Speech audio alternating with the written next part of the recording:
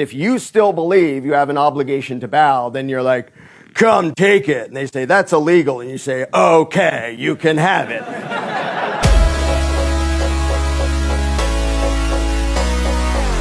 We have voted to kill you and take all your stuff. The most potent weapon in the hands of the oppressor is the mind of the oppressed. And when a tank doesn't have a tank driver in it, it's not really a threat to us anymore. When we don't let them have control of our brains, then they don't have control of our bodies.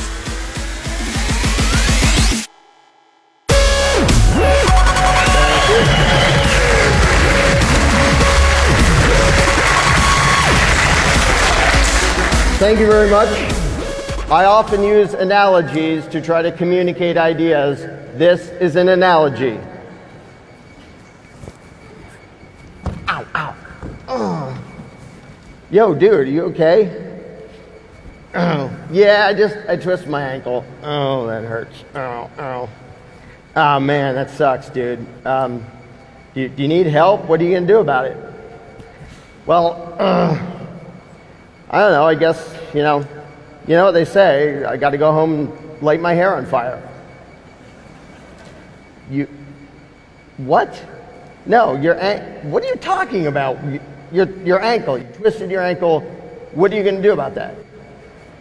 Well, in my family, I was always told if you twist your ankle, the thing to do about it is to light your hair on fire. That's the solution.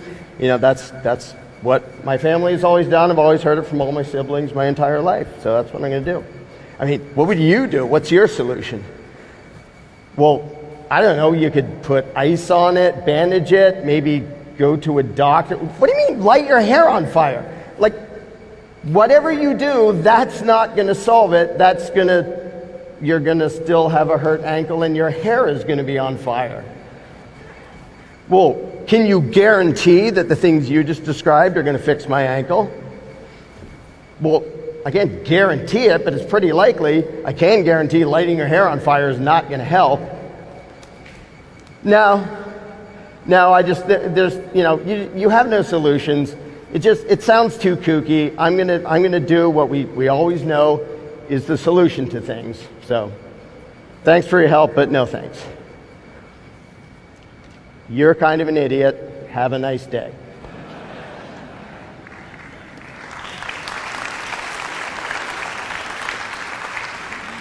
In this crowd, let me see how many people knew what that was an analogy to. Most of you. When this video gets posted publicly, most of the world would look at that and say, are you out of your gourd? What is wrong with you? Nobody would ever do that. That discussion would never happen. That discussion would never happen in that setting. However, on a daily basis, I have discussions with people that feel that stupid because they are that stupid. And the other side sounds a little bit like this. Yo, dude, did you hear about that flood down south? There's like thousands of people homeless and their houses are destroyed and they're trying to rebuild stuff and they're trying to get food around and there's still some people like stranded that they're trying to rescue and stuff, and it's just so sad to watch. Yeah, I know, it's just horrible. It's horrible, my heart goes out to them. Yeah, I know that, the local supermarket, I think, is taking collections to send things down, and we can do what we can, and, that's what we got to do. Well, I don't know. I really think that what we have to do is get a small number of people who have the moral right to violently dominate the rest of us and take our stuff.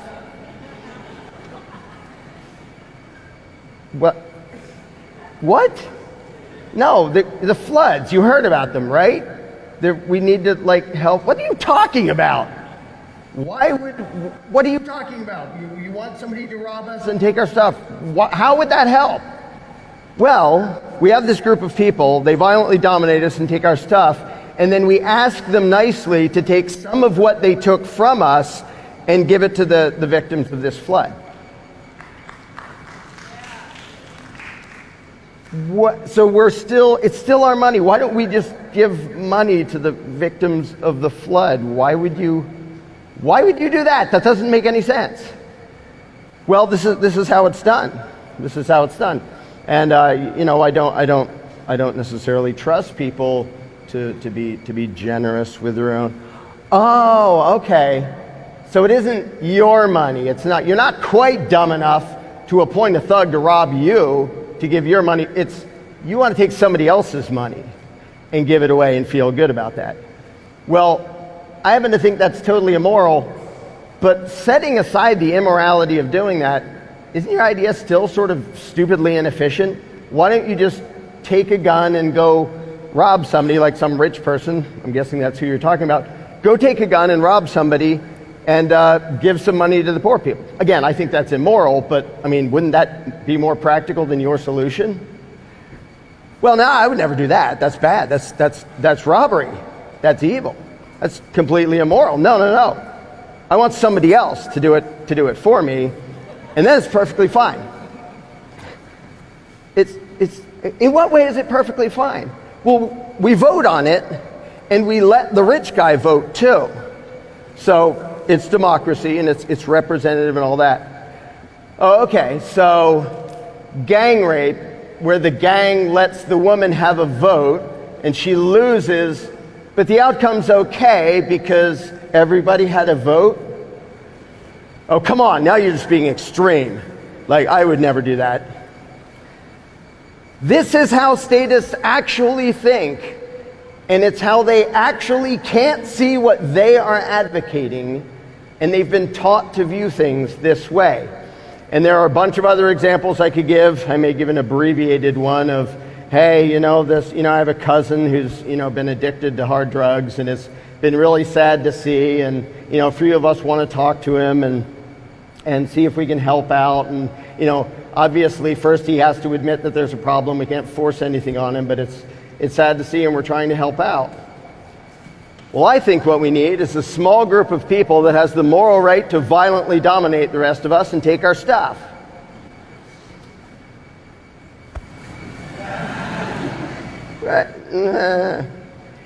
Statists do this with everything. Government is the one wrong answer to absolutely every problem in the world.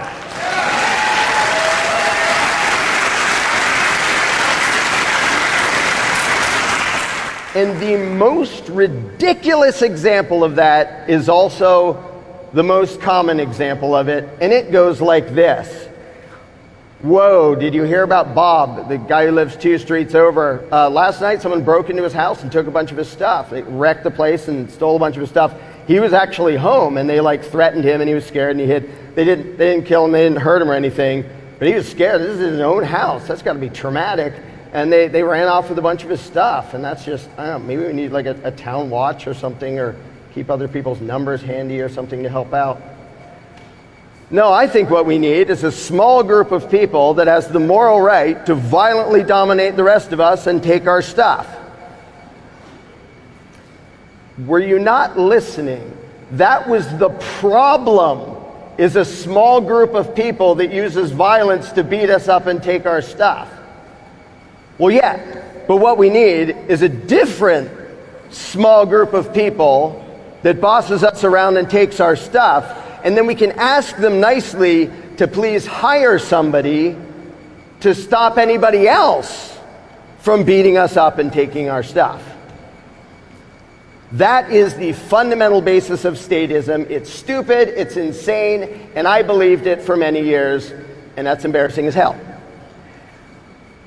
And what's saddest of all is that the ones who think they are most pro-freedom, and this was also me a couple decades ago, who think they are most pro-freedom and righteous are minarchists, which is what I was. I only want a little government that only bosses us around and beats us up and takes our stuff to protect us from those who would boss us around and take our stuff. As if that's sane, as if that makes any sense. Nobody would come up with these solutions on their own. Nobody would believe something so patently stupid if they were not subjected to years and years and years of indoctrination that tells them that that is how you deal with the problems of humanity, getting a violent ruling class to boss us around and take our stuff, but that is a literal description of absolutely everything that government does. It is the wrong answer to absolutely everything.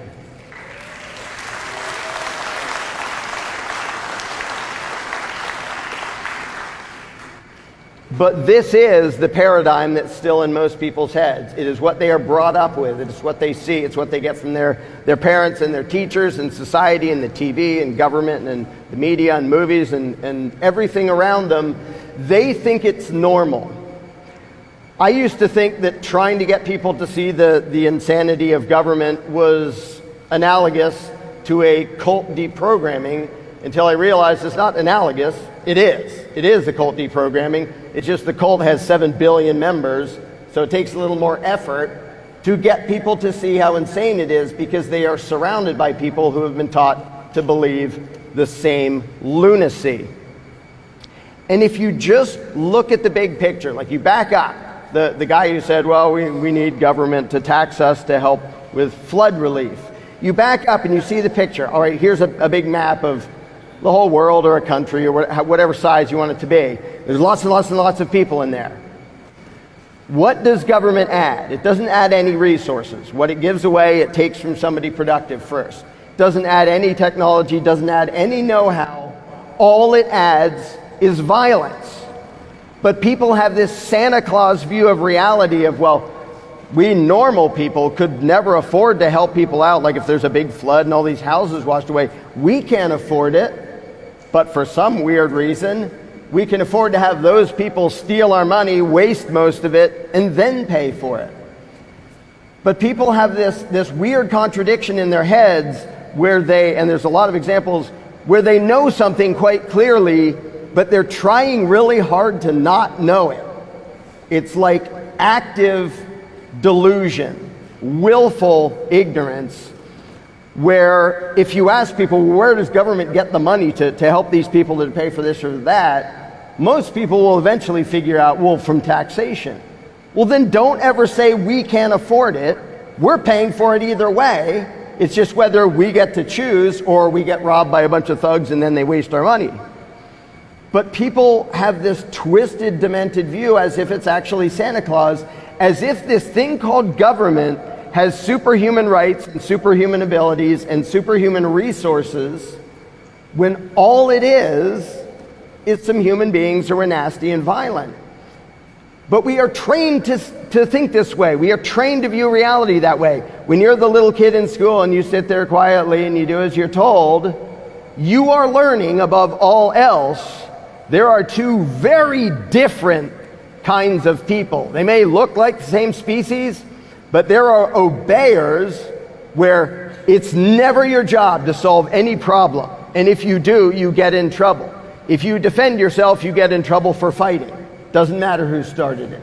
If you try to handle anything else, no, that's bad. You go to the teacher, you go to the authority figure, and they will tell you the solution, and they will tell you what to do. And then you grow up, kind of, but really not. You don't grow up, you just get bigger. And then they say, if you have a problem, you dial 911. You ask the authorities to handle the problem. And it makes people perpetually childish in their mentality, where they see someone in need.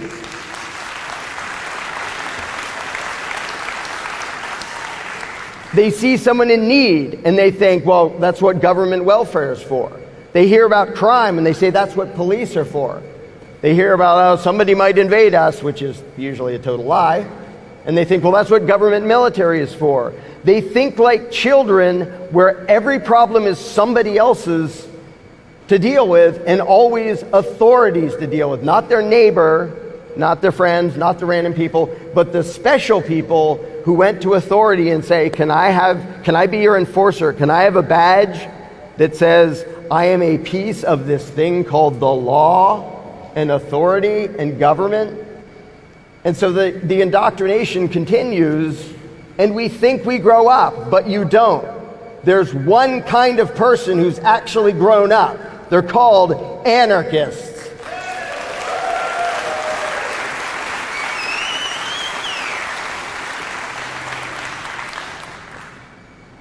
And again, there's these paradoxes in people's brains where they have this indoctrination, but part of them knows it's insane.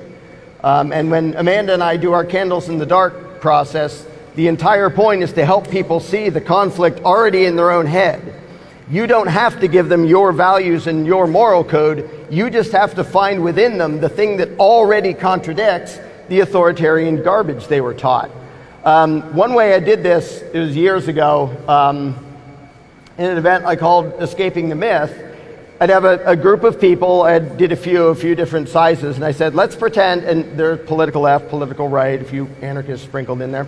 And I said, most of us are strangers, we don't know each other. Let's pretend we're the whole world. We just got like shipwrecked on an island. There's enough natural resources that we're not going to immediately die. How are we going to deal with these things? And I would walk through the mental exercise of suppose this happened and suppose that happened. What would we do to deal with it? Intentionally setting up a scenario where they don't have a 911 to call. They don't have a government. They don't have an authority to defer to. They don't have an opportunity to be irresponsible children. And those discussions are so insightful and interesting to watch, because I don't point out anything about government. I just say, it's just us. What are we going to do about it? And people have these very thoughtful discussions. One of the examples is I say, let's say we're on this island a while, and then we figure out one among us is stealing from the others. Like somebody either has stuff or like caught a fish, and now we have a fish thief who stole it. It's like, well, what do we do about it? There is an immediate and necessary discomfort dealing with such a problem. And it is that discomfort that makes people want it to be somebody else's problem.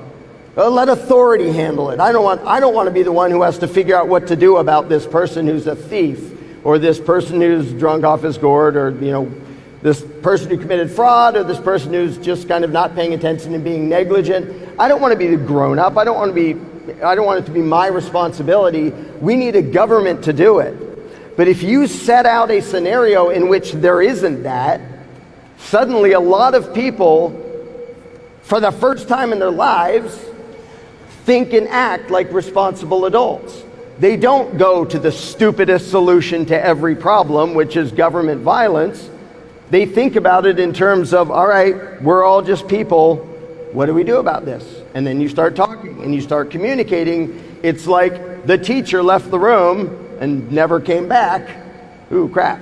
Now we have to figure out what the hell we're doing. Like people. And so, for example, I'll do these little exercises and have the group talking about it.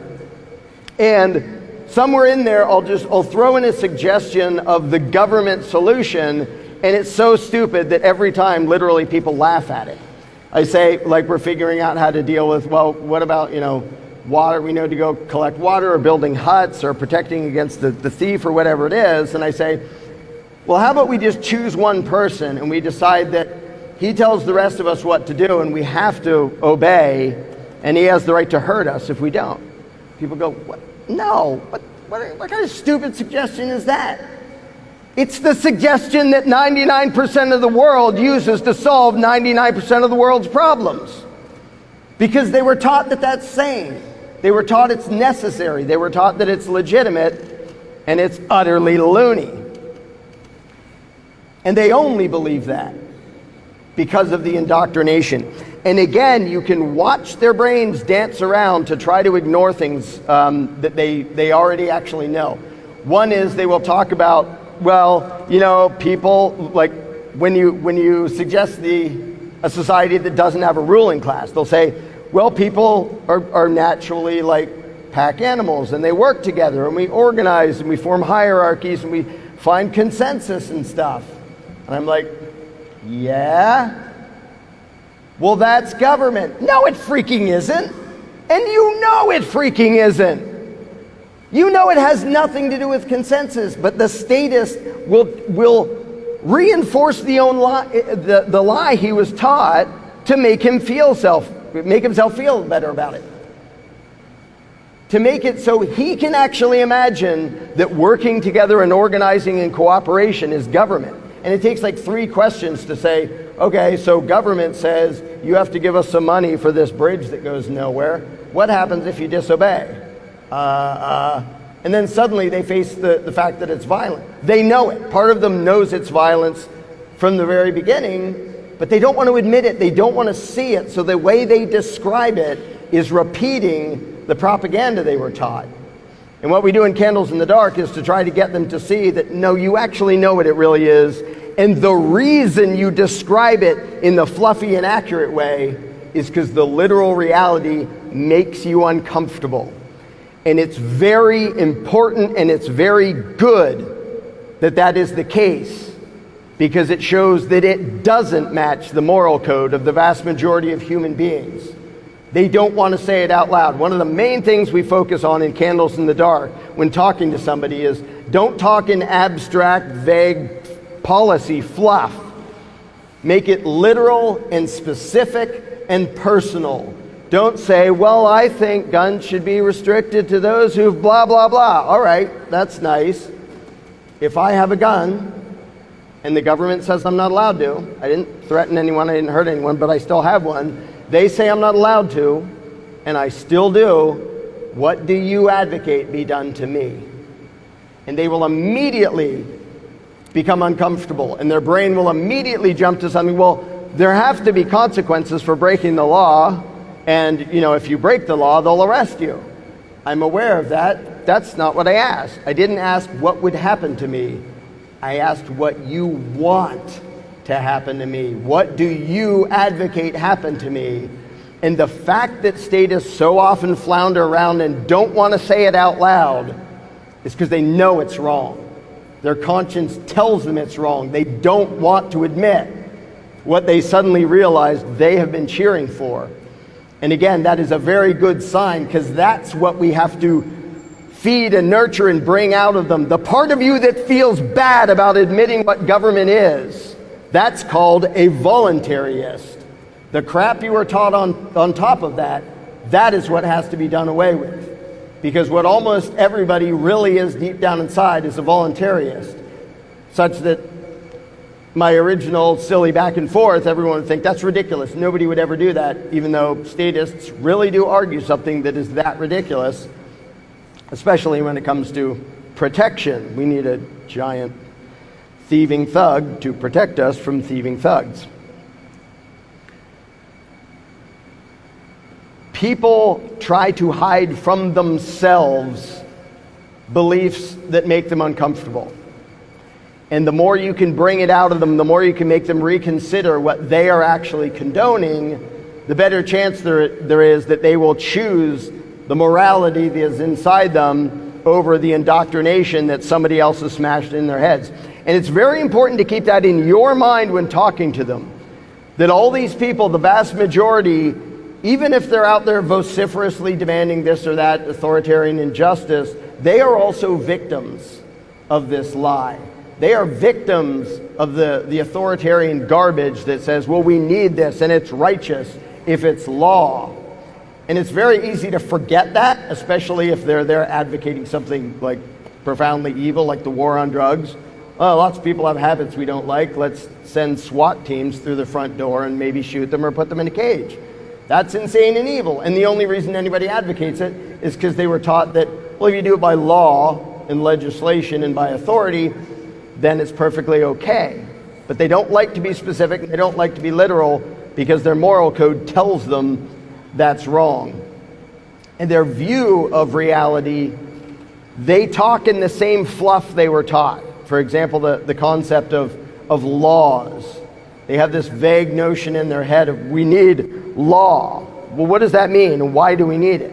Well, people, we don't want people running around robbing and killing each other. I agree. I don't want that either. And by the way, most people who do that because law told them to do that. But we don't want that. And they think there's some magical, mystical thing that isn't really people that's going to keep all us mere humans in line and make us not do that. Again, this is something that they understand and they don't understand at the same time. Because if you ask them, well, what is government? Well, it's the representative. Eventually they'll say, well, it's people and their laws are they're just issuing commands, and people with guns hurt people who disobey. You can walk them through questions and show that they already knew that, but they don't think that way, and they don't feel that way, and they don't perceive it that way. They perceive it as something fundamentally different. But getting back to the fact that people naturally have way better solutions than government ever does. First of all, way more moral solutions, because they don't start with, let's have a big violent thug. But also more practical solutions, and solutions that actually work. Because if people are looking at a problem and they actually, like, we don't want to be victimized by the thief, or we don't want poor people starving to death, we want to help them out. It starts with good intentions, and if you don't add violence, there's nothing to corrupt. Like, power corrupts. A lack of power doesn't corrupt. So it's the whole notion of the ring of power of, well, if you put me in charge, I'll do good things with it. And gee, why does that always go in the wrong direction? Whereas if people realize, I'm just the boss over me and you're just the boss over you, and same is true of everybody else, so that when we address these problems and we don't start with the template of authoritarian power, we don't want innocent people to suffer. Duh. That's true of the vast majority of people. And so when people talk, well, what if there were just gangs and they'd have shootouts and blah, blah, blah, blah. When people picture a reality without government and they start to imagine that that would mean that we're just all going to be violent animals, it's utterly ridiculous. Like, we'll take the example of protection. Right now, most of what law enforcers do is rob or cage people for victimless crimes. In other words, they start a fight and steal people's money and put them in cages. That is the vast majority of what law enforcers do. Now, in the movies and on TV, they pretend that what they do is bravely chase down the bad guys. And every once in a blue moon, they'll catch an actual bad guy and maybe even stop him. Well, they rarely stop him in the process. All right, we'll put you in a cage, and then, by the way, we'll rob a bunch of people to give you free room and board for having murdered somebody. It's like, okay, you can't really get a worse solution than that. But normal people wouldn't do that. And if somebody is accused of doing something bad, at least the thoughtful people would like, if he really did that, like, I want something to stop him from doing that. However, I also want to make sure he really did that before he gets punished. I don't want to just, well, somebody said this, somebody said this, somebody said he did something bad. We have built within us, when we're trying to be moral human beings, the only checks and balances that do any good. Like, I'm angry, but I want to be fair. And I'm outraged at this thing I heard about, but I want to pause for a minute and make sure it's actually, like, that I actually know what's going on. And, you know, obviously people aren't always completely careful with that. But when you add power and imaginary authority to that carelessness, you don't just get, whoops, somebody got beat up because of a rumor or somebody spent a lie. You get literally hundreds of millions of people dying. And when you can look at history like that and still have so many people say, without government there would be chaos and death and mayhem. Open a history book. With government, there's literally been hundreds of millions of people dying from their own government. But people are, again, it's about being trained to think like children, where the thought of being in that classroom and the teacher leaves and you don't know what to do, the thought of freedom is scarier to them than the thought of being subjugated by somebody else is in charge. All I have to do is obey them and everything will be okay. Never mind that, no, it won't be okay. It won't be anywhere near okay. It'll be as not okay as you can possibly get.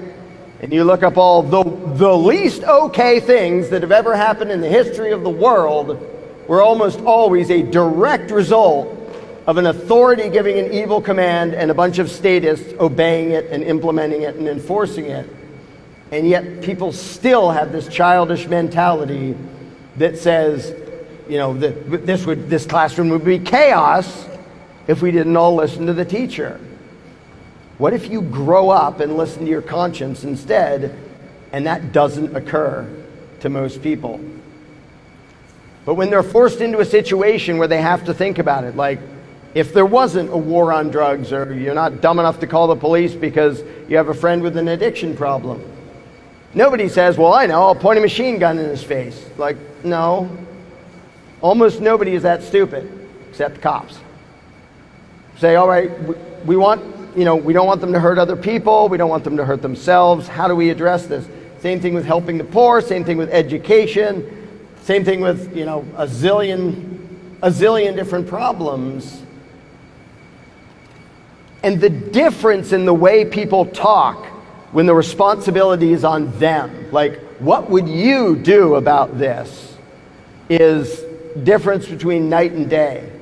Because when they talk about government solutions, they say things like, what would you do about this problem of there's some people who are sick and stuff and they can't afford health? Well, I want free health care. Well, I want rainbow unicorns sprinkling free money. What does that mean?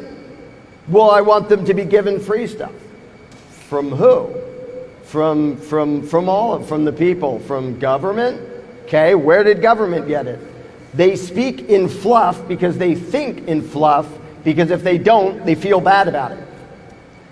And one simple approach will make almost any statist uncomfortable, which is, if you actually advocate something, at least have the spine to say it. And just trying to get a statist to do that will make almost every one of them uncomfortable. Just get them to literally say what it is. Now, when people are responsible for their own actions, they don't do that.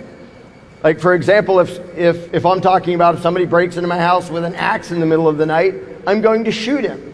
I'm not going to say, well, I will implement some deterrent policy that I think is approved. No, I will literally describe, I will shoot you if you are a threat to the life of me and my family.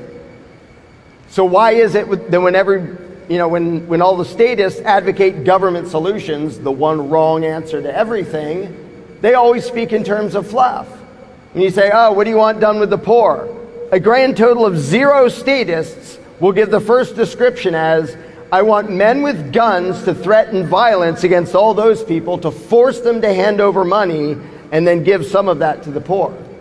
That is what every advocate of the welfare state condones and advocates, and it's what absolutely none of them will honestly admit, even to themselves.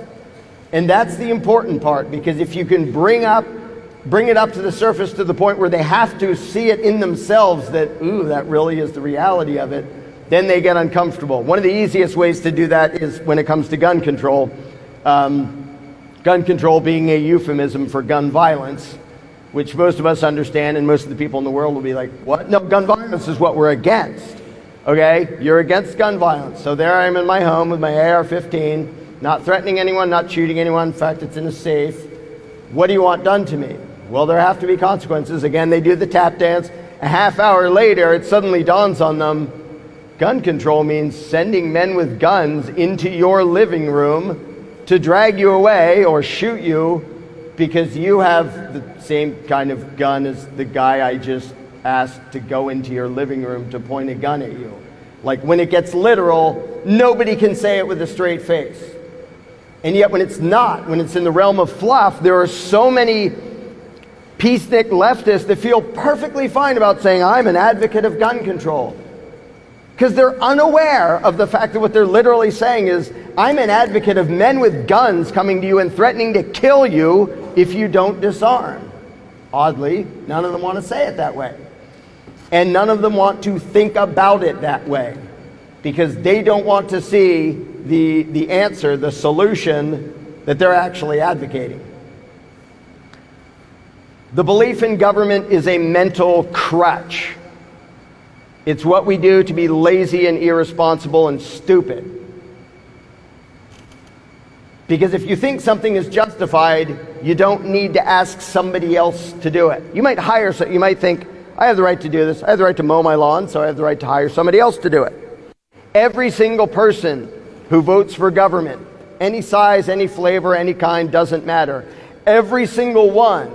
The reason they do that is because they want government to do things that they know would be immoral if they did them themselves. And that was absolutely true of me too.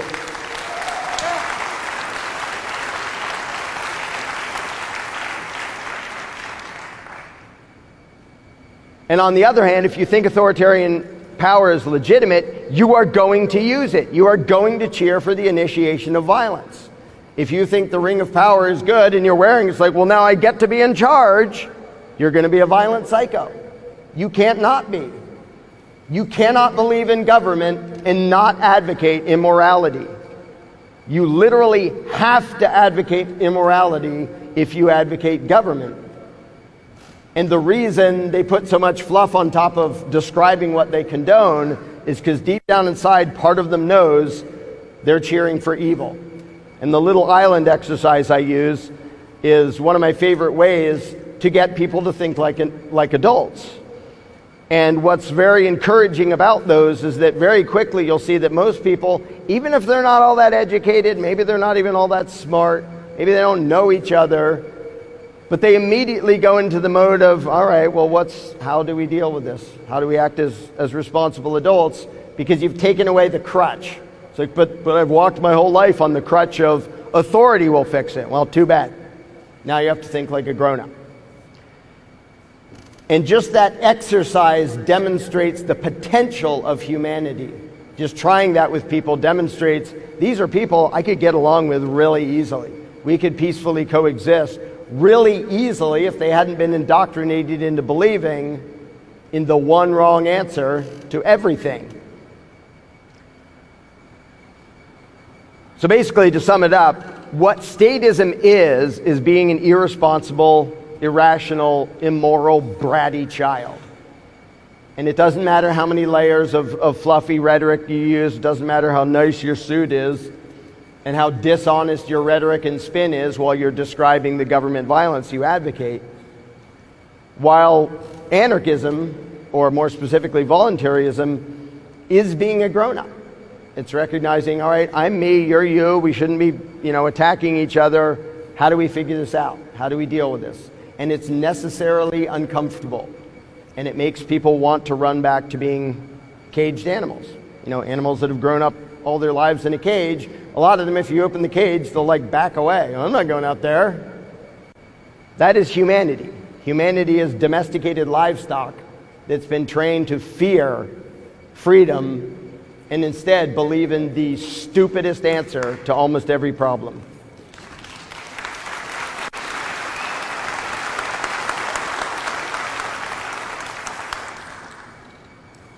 The indoctrination that people are bombarded with, which is just constant, not only has to legitimize authoritarian domination, it has to delegitimize voluntary cooperation and organization.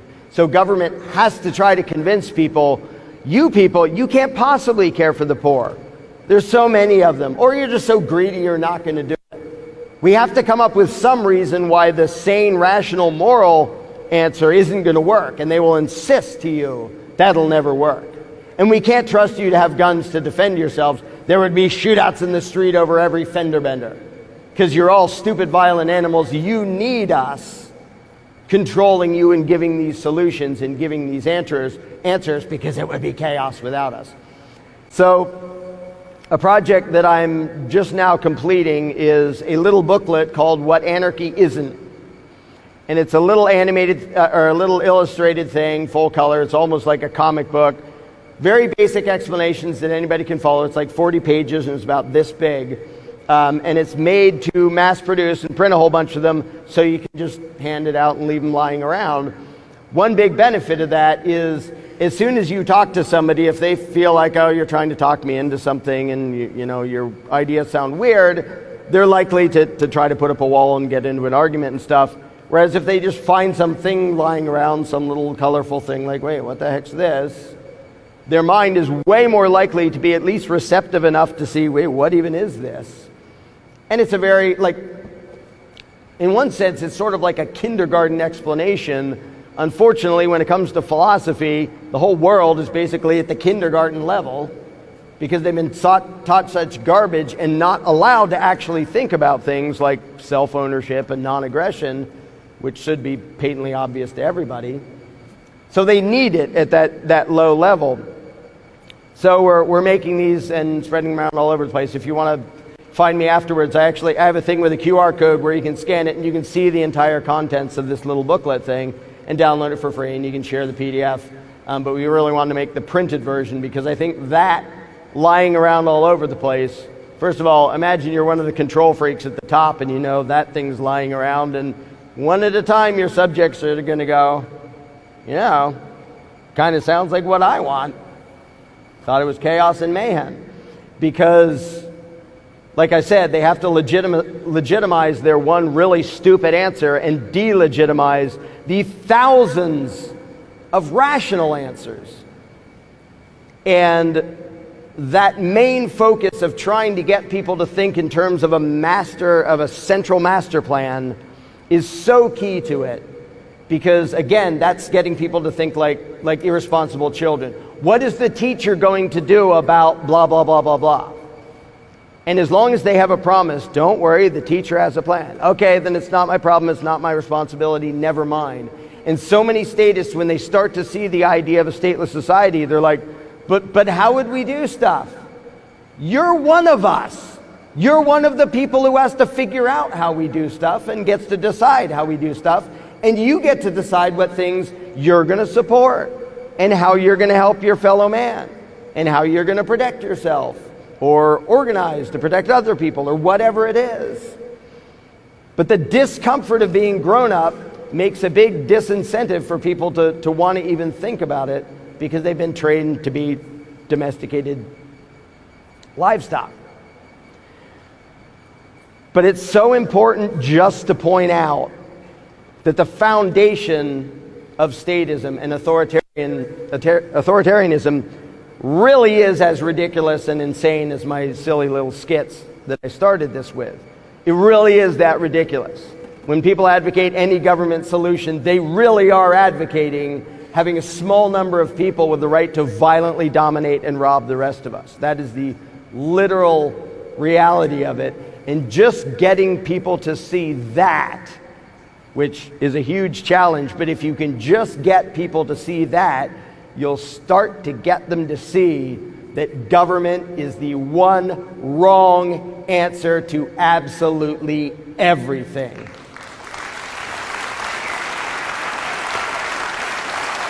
Thank you.